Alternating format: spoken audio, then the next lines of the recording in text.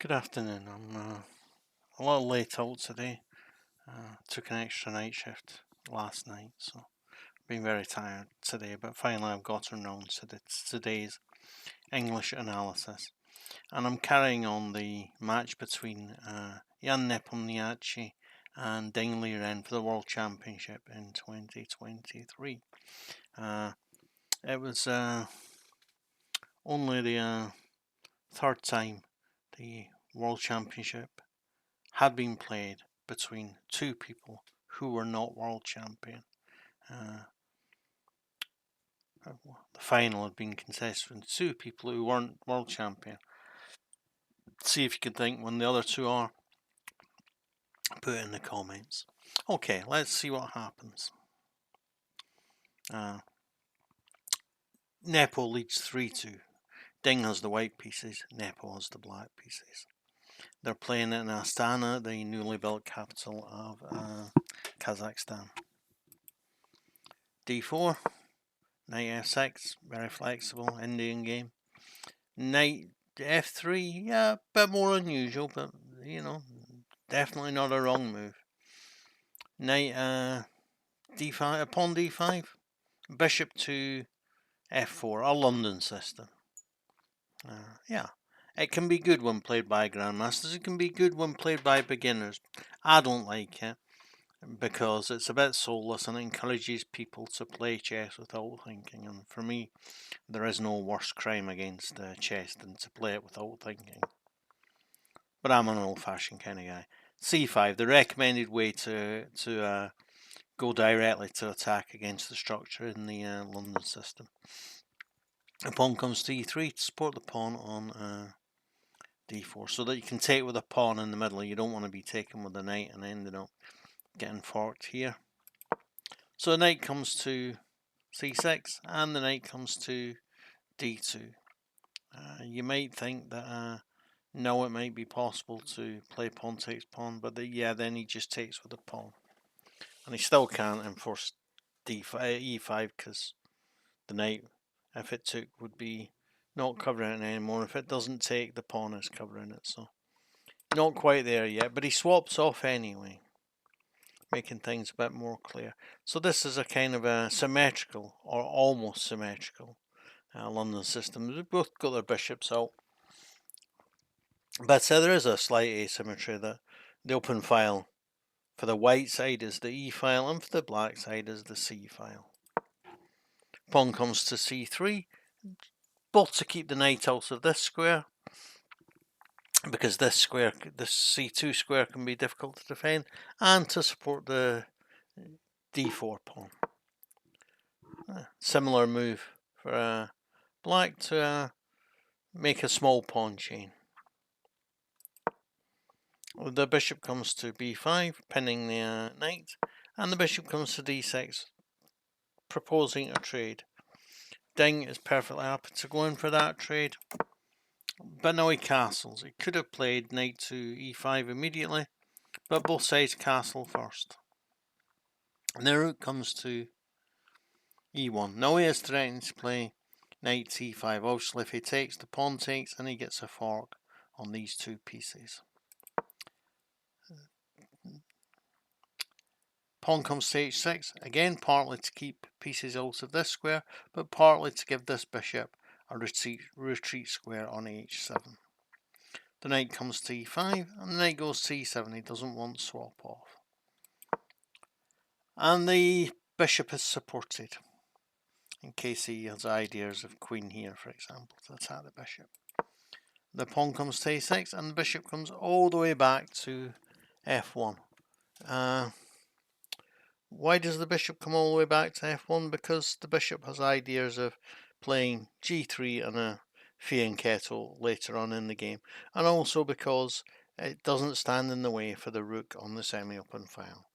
So f1 is a kind of standard idea.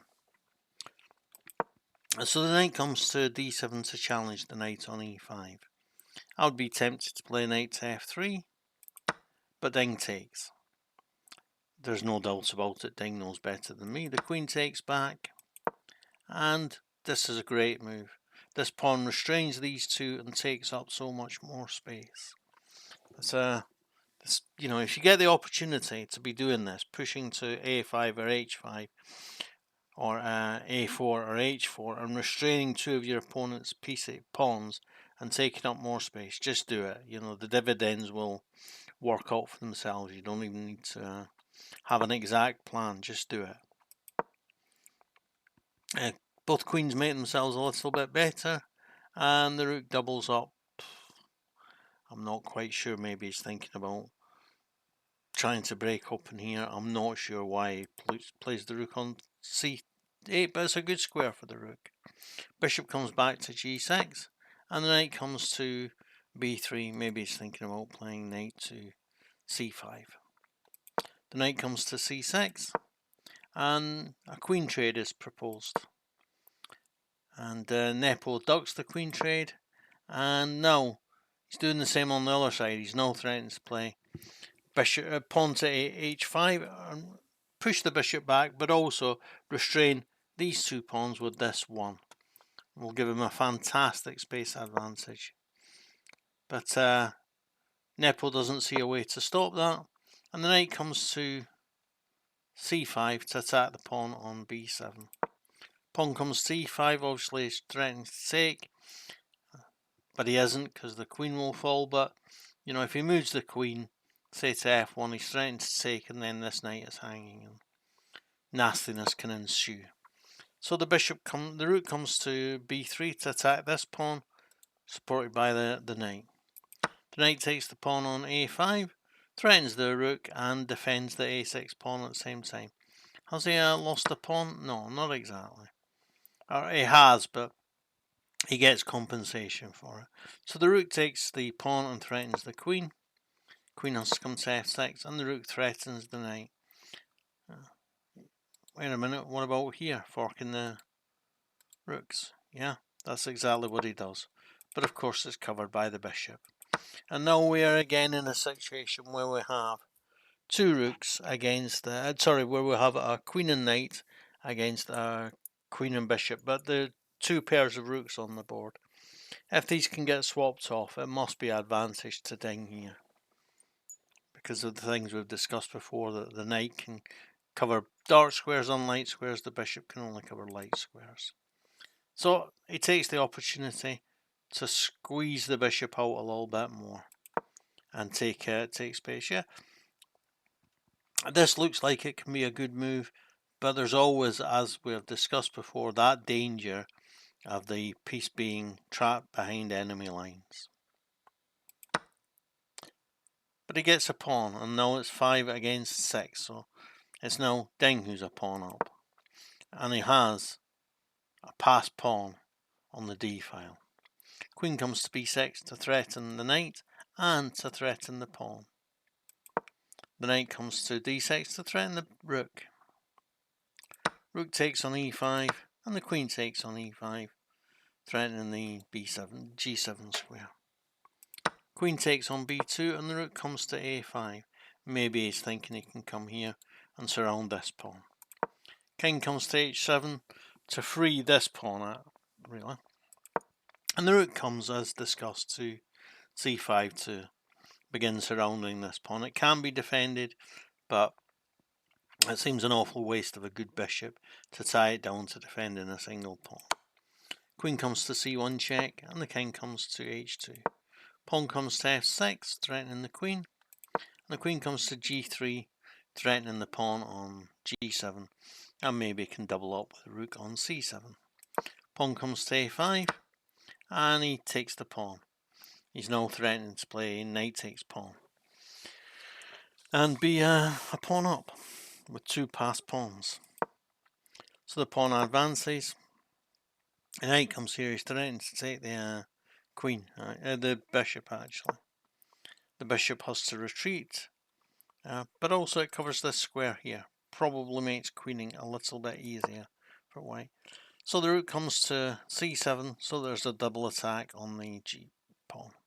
Of course, the rook has to come to g8 to defend, and the knight comes to d5, so he's threatening to play knight takes pawn check, this pawn being pinned to the king.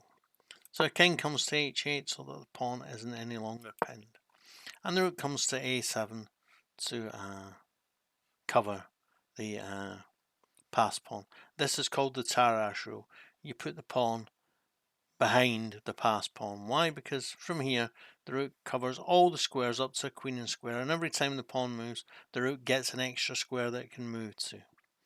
And you won't run out of space. If you cover from this side, you can be chased away.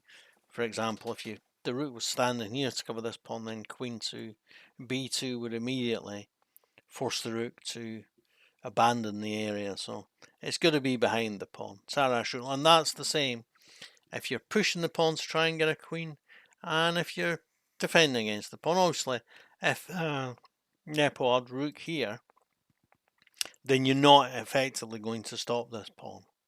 But he doesn't. So now he threatens the rook, and the knight comes to the rook comes to f8. He has got a fork here, and he can actually play the fork, take the bishop, and I think he does have a perpetual check, but he's not interested in a perpetual check because he feels like he can't win. So the pawn comes to d5, cuts off some squares for the bishop and opens up some squares for the queen. The pawn comes to a2. It can't come to a1 because he'll just take it with the rook. So the queen comes to c7, and now he's threatening to play knight here check, sacrificing the knight, and then queen g7 mate. So king comes to h7 so that this isn't mate. But the knight comes to g6 anyway, and he's threatening to play knight takes here. Yeah. And the rook comes to g8, and now the queen comes to f7 with the threat of playing rook takes, and then rook takes, and even if the king comes here, rook here will be mate. So if the king comes here after the check, then rook here will be mate. So the king is in a little mating net and can't get out of it. And so Nepo resigns and the match is level again. That's a really nice little mating net created by Ding. Yeah. Don't forget to like, share, comment and subscribe to my videos. Thanks. Bye.